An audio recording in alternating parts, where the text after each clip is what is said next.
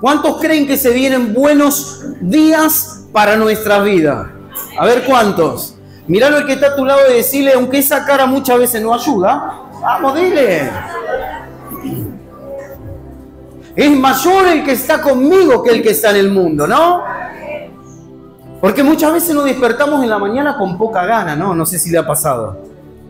Le costó descansar por la noche, tal vez algún dolor o algo, y te levantaste en la mañana diciendo, espero que las cosas cambien, ¿no? Pero aún en esos momentos donde tal vez no tenemos fuerza, donde nos sentimos solos, donde pasan tantas cosas tal vez por nuestra cabeza, Dios está. ¿Cuántos dicen? Él está. Él es el único Dios que tiene la característica, y aún más, es el único que se puede llamar Dios. ¿Saben que el único Dios verdadero es Él, no? ¿Saben por qué? Porque Él no fue creado, sino que Él nos creó a nosotros. Y muchas veces encontramos millones de dioses alrededor del mundo. Dioses hechos de papel, dioses hechos ¿de qué? De arcilla, de piedra, dioses imaginarios. Pero todos esos dioses que la gente dice, ese es un Dios, o ese es mi Dios, ahí en ese Dios yo creo, son dioses creados ¿por quién? Por el hombre. El problema es que en los momentos difíciles, esos dioses, como no existen, como no tienen el poder de Dios, en los momentos difíciles es donde nunca van a estar. ¿Conocen a alguien ir a buscar un milagro? Y ese milagro como que aconteció, ¿no? Pasó. Pero luego tienen que ir a buscar otro milagro porque lo que parece que se curó por un lado se enfermó por el otro. ¿Conocen a alguien así? Vamos a ir a la Biblia, vamos a ir al libro de Lucas, capítulo 4, versículo 16. Y he titulado el mensaje de esta noche, Sanador por excelencia. Y ese es Dios. Porque aquel Dios que no solamente que nos bendice, sino que aquel que proyecta nuestra vida para que vivamos lo que Él tiene para nosotros. ¿Cuántos están aquí? Ahora bien, veamos lo que dice el libro de Lucas, capítulo 4, versículo 16. Luego que Jesús regresa en el poder de Dios, luego que Jesús regresa del desierto de ser tentado, vuelve en el poder del Espíritu. ¿Y a dónde va? ¿Saben dónde va? A la sinagoga. Y enseñaba. Pero cuando vamos al versículo 22, versículo 16, Lucas capítulo 4, versículo 16, dice lo siguiente: vino a Nazaret, donde se había criado, y en el día de reposo entró en la sinagoga conforme a su costumbre, y se levantó ¿a qué? A leer. Y se le dio el libro del profeta Isaías, y habiendo abierto el libro, halló el lugar donde estaba escrito: y el Espíritu del Señor está sobre mí, por cuanto me ha ungido para dar buenas nuevas a los pobres, me ha enviado a sanar a los quebrantados de corazón y a pregonar libertad ¿a quién? A los cautivos, y vista a los ciegos, y a poner en libertad a los oprimidos, a predicar el año agradable del Señor. Y enrollando el libro, lo dio al ministro y se sentó, y los ojos de todos en la sinagoga estaban fijos en él.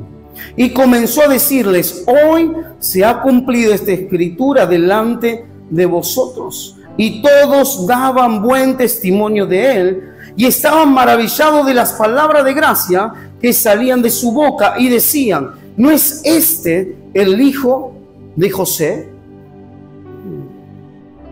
¿No es este el hijo de José? Jesús en el poder regresa. Y cuando Él regresa en el poder, ¿qué es lo que pasa? Él va ¿a dónde? A la sinagoga. Él va ¿a dónde? ¿Dónde estaba la palabra?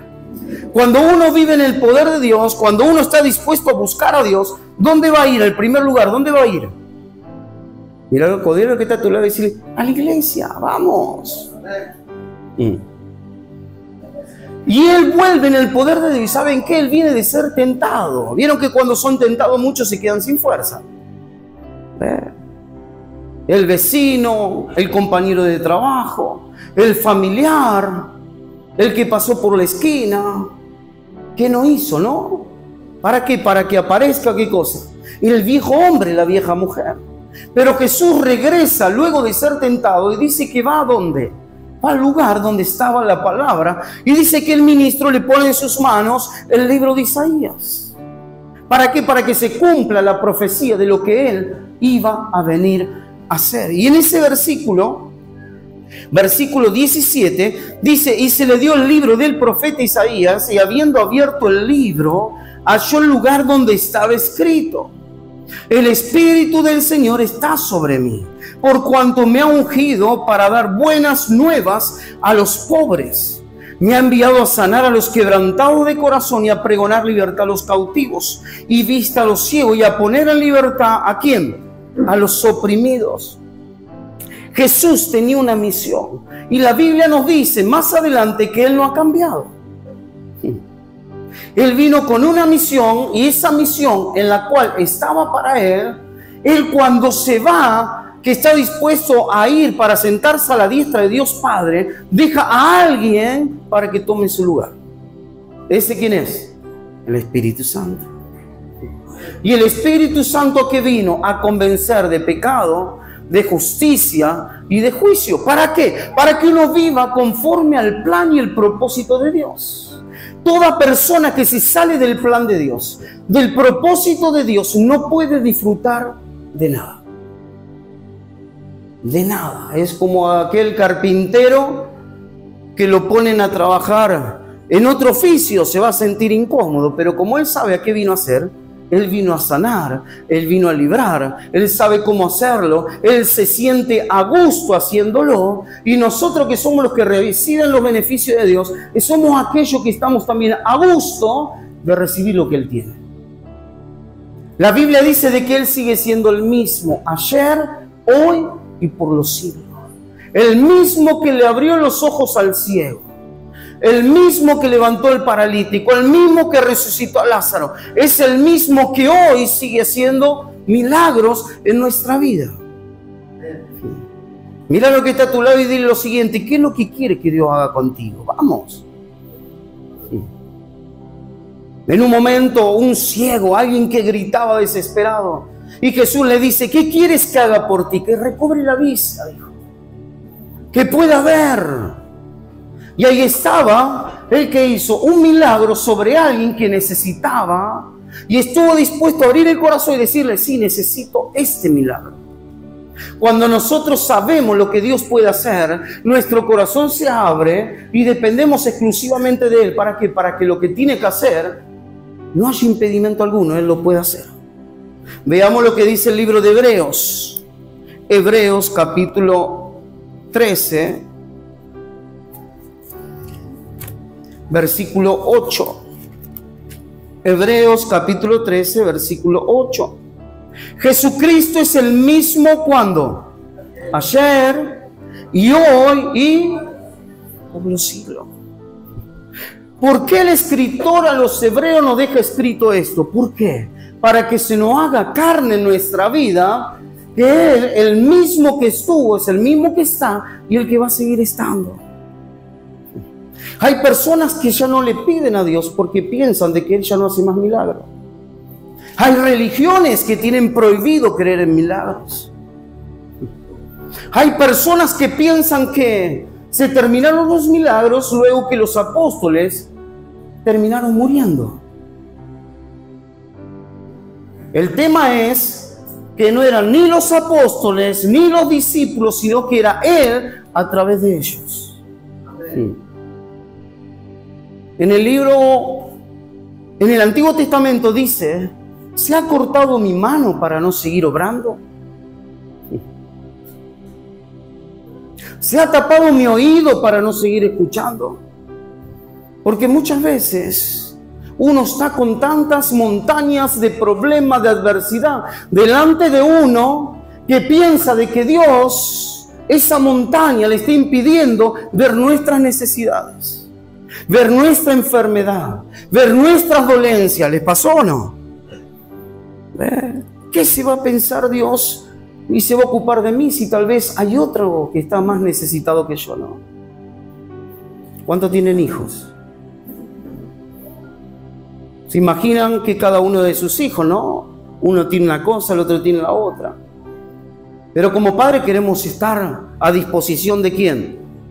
De los 2, de los 3, de los 5, de los 7, de los 12. No queremos dejar a ninguno, ¿no es cierto?, a un lado. A todos queremos ayudar, a todos los queremos bendecir. ¿Cuánto más Dios? Al único Dios verdadero, al único que dijo, clama a mí y yo te responderé. El mismo Dios que estuvo en el Antiguo Testamento es el mismo Dios que está en el Nuevo Testamento, el mismo Dios que está ahora, siglo XXI, haciendo lo mismo. Es el único Dios verdadero que responde cuando los hijos de Dios, ¿qué hacen? Le piden algo. ¿Cuántos se acuerdan del profeta? El profeta Elías, dispuesto a desafiar a más de 400 profetas de un Dios falso. Eran los profetas de Baal. Y ahí estaban, todos clamando, se cortaban, como las personas que están detenidas muchas veces. En su impotencia, cuando no le dan un permiso, cuando algo pasa, comienzan a cortarse los brazos. Algunos saben de lo que estoy hablando. Se comienzan a cortar, comienzan a hacer tantas cosas para que alguien preste atención a lo que está haciendo. Estos profetas comenzaron, como no respondía a su Dios, comenzaron a cortarse, a lastimarse. Y ¿saben qué? No hubo ninguna respuesta de su Dios Baal. Pero apareció ¿quién? Alguien que creía en el Dios verdadero. Alguien que no se dejó intimidar por tantos profetas falsos de un Dios falso.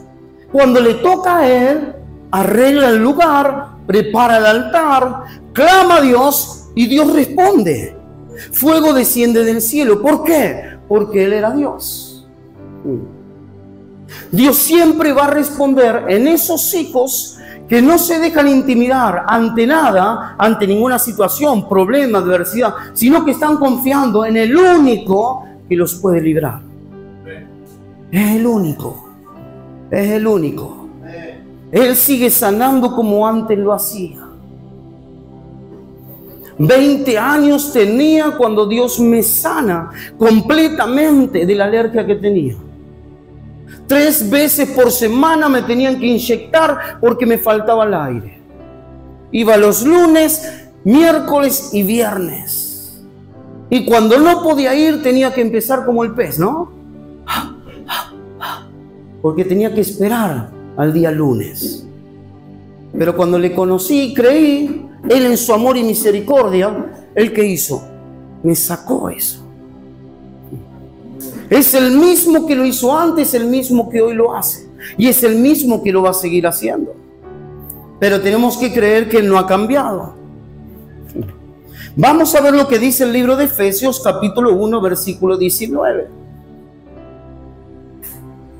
Efesios, capítulo 1, versículo 19. Porque aquí Pablo les hace entender a esta gente la importancia del poder de Cristo sobre su vida. La gente, ¿cómo lo veía? Este no es el hijo del carpintero, no, era Dios encarnado en un hombre que vino a traer la salvación a la humanidad. Pero lo veían como ¿quién? Como el carpintero, ¿no? ¿No es el hijo del carpintero José? Quedaban todos maravillados por las palabras de gracia que salían de su boca. ¿No es este el que está ahí? Y luego en otro versículo dice, ¿no son sus hermanas las que están con nosotros? Lo veían como alguien insignificante. Ahora mira lo que está a tu lado y dile, tú no eres ninguna persona insignificante para Dios. Tú eres un hijo de Dios, eres una hija de Dios, eres especial tesoro. Tú vales lo que vale la sangre de Cristo. Pero ahí estaba, y veamos Pablo como habla en ese capítulo 1, versículo 19, y le dice lo siguiente: y el cual la supereminente grandeza de su poder para con nosotros, los que creemos. ¿Cuánto creen? ¿Cuánto creen? Según la operación del poder de su fuerza, la cual operó en Cristo, resucitándole de los muertos y sentándole a su diestra en los lugares celestiales, sobre todo principado y autoridad y poder y señorío, y sobre todo nombre que se nombra, no solo en este siglo, sino también en el venidero. Y sometió todas las cosas bajo sus pies, y lo dio por cabeza sobre todas las cosas. ¿A quién? ¿A quién se lo dio? A la iglesia, la cual es su cuerpo, la plenitud de aquel que lo llena todo. La Biblia nos dice claramente de que Dios, cuando da de su espíritu, dice que lo da sin medida. No hay medida para Dios. No es que el poder de Dios tiene limitación, sino que tenemos que entender que como Él es Dios, Él está dispuesto a darse por completo para que nosotros seamos bendecidos. Él lo llena ¿cómo? La plenitud de aquel que todo lo llena. ¿Cuánto dicen? Todo lo llena en todo. Si hay algo que te falta, porque no has pedido. ¿Qué te falta? ¿Sabiduría? Pídela, porque Dios te va a dar en abundancia y sin reproche. ¿Qué es lo que tú necesitas? Un milagro de sanidad. Pídelo, porque Él dijo: yo soy tu sanador. ¿Qué es lo que necesitamos que Dios haga en este tiempo en favor de nuestra vida? Pide. Pide, porque todavía no se cobra por pedir, ¿no? Entonces pidámosle a Dios. Y pidamos en grande. No le digas: Señor, sácame este dolor que tengo. Señor, sáname por completo mi espíritu, mi alma, mi cuerpo. No me quiero sentir más triste, no me quiero sentir solo, me siento en la soledad. Siento como que todo me quieren pisotear. Señor, fortaleceme, porque yo quiero alcanzar grandes cosas para ti. Cuando nosotros pensamos conforme a lo que Dios es luego la repercusión que vamos a tener por pensar correctamente. ¿Qué pasa si un niño no le pide a su padre, no le pide a su madre, y lo ve como que nunca le puede dar nada? Ese niño, esa niña, ¿cómo se va a sentir desprotegido? ¿A cuánto le ha pasado? Que muchas veces no conocemos a nuestro Padre Dios por tener una mala imagen, tal vez en casa, en la familia, en el hogar, de alguien que tiene que bendecir, alguien que tiene que respaldar, y en vez de pasar eso, pasa todo lo contrario. ¿Le pasó o no? Necesitamos de qué? Conocerle. Cuando le conocemos, sabemos de que Él todo lo puede, de que Él todo lo sabe, de que Él todo lo perdona. ¿Qué le dijo al profeta? Tocaré tus labios, quitaré la culpa. ¿Por qué? Porque sabía que había culpa en él. ¿Qué es lo que Dios sabe de ti? Que tú necesitas. Pídeselo. Lo que sea que tú digas: yo necesito que Dios intervenga en esto. ¿Sabe qué? Dios lo va a hacer. Dios lo va a hacer. Porque Él se maravilla de ver a quién, a sus hijos siendo bendecidos. ¿Cuánto quieren ser bendecidos por Dios? Entonces, ¿cómo está? Ponte de pie.